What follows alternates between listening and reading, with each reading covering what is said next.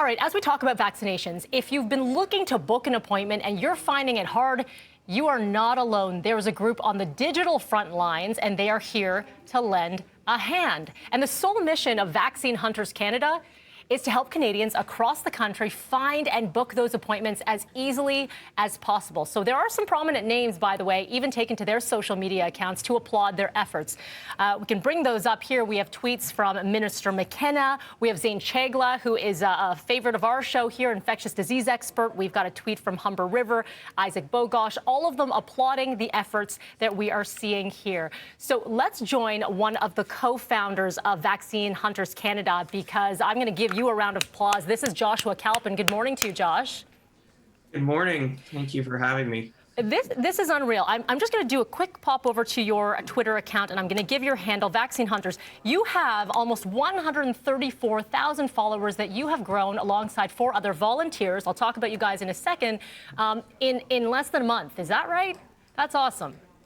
I didn't even know we had 134,000 this morning, really. You sure do. In fact, you've grown, I think, 20,000 in like one day. I checked you yesterday, and it just bumped right on up. So Vax Hunters Can is where you are. Tell me about how you guys all started and why you're doing this, because you're doing this on your own time. You all have full-time gigs. Yeah, so I didn't actually make Vaccine Hunters. Excuse me. The creator, his name is Andrew, and he created it just because he was trying to get his parents an appointment. And once he got them one, he realized it was not easy. And so he found a website in the States called vaccinehunter.org, and he turned his attention to doing something similar for Canada. So that's how vaccinehunters.ca got created. He set up the Twitter account, Discord, which for anyone that doesn't know this morning, is kind of like a chat server. Some of you may have used something similar at work. And that's how it all really got started. Why are we doing this? Because we want the pandemic to be over. And this is really the easiest way for any Canadian to help end the pandemic, is get your vaccine and help other people get your vaccine, besides staying home and ignoring every person you know in existence. Right. So let's talk about your background and where you're all coming from.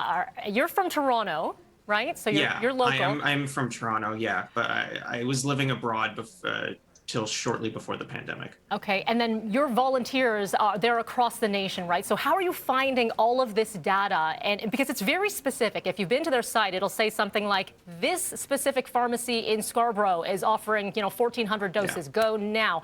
So it's very user-friendly as well. So talk about some of the people who are behind these accounts. Yeah, so there's like kind of two kind of key sources. I would say 10% of our information just comes from looking at various public health units across the country, their Twitter accounts, and seeing when they post updates. We found out about a pop-up in Ajax, I believe, yesterday because of that.